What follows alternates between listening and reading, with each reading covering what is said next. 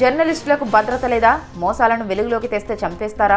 120 కోట్ల అవినీతి వెలుగులోకి తీయడంతో ముఖేష్ దారుణ హత్య. అవినీతి కుంభకోణాన్ని బహిర్గతం చేసినందుకు జర్నలిస్టు ముఖేష్ చంద్రకర్ దారుణంగా హత్యకు గురయ్యాడు. ఛత్తీస్గఢ్లోని బస్తర్ జిల్లాలో జరిగిన ఈ హత్యలో ప్రధాన నిందితుడు సురేష్ చంద్రకర్ను హైదరాబాద్లో అరెస్టు చేసినట్లు పోలీసులు వెల్లడించారు. ముఖేష్ డిసెంబర్ 25న సురేష్ చంద్రకర్ కాంట్రాక్ట్ చేసిన గంగులూరు హిరోలి రోడ్డు నిర్మాణంలో 120 కోట్ల రూపాయల అవినీతి జరిగిందని సంచలన వార్తను ప్రచురించాడు. దీనిపై విచారణ జరిపించిన అధికారులు కాంట్రాక్టర్ బ్యాంకు ఖాతాలను హోల్డ్ చేయడంతో ముఖేష్ పై కక్ష పెట్టుకున్న సురేష్ దారుణంగా హతమార్చాడు. జనవరి 3న ముఖేష్ శవం సురేష్ చంద్రకర్కు చెందిన సెప్టిక్ ట్యాంకులో లభ్యమైంది. పోస్టుమార్టం నివేదికలు హంతకులు అతడి గుండెను చీల్చి బయటకు తీయడం, కాలేయాన్ని 4 ముక్కలుగా చించడం, ఎముకలు విరగడం వంటి పాశవిక దాడి వివరాలు వెలుగులోకి వచ్చాయి. తమ కెరీర్లో ఇలాంటి దారుణమైన హత్యను ఎప్పుడూ చూడలేదని పోస్టుమార్టం చేసిన వైద్యులు వెల్లడించారు.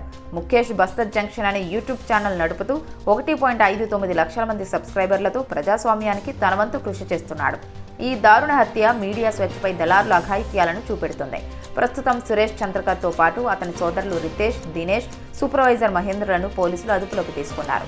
బీహార్లో ఈ హత్య రాజకీయ, సామాజిక వర్గాల్లో ఆగ్రహాన్ని రేకెత్తిస్తోంది. ప్రశ్నించే వారిని మౌనంగా మారుస్తూ ప్రజాస్వామ్యాన్ని హతమార్చే ఈ దాడి దేశవ్యాప్తంగా తీవ్ర దుమారం రేపుతోంది.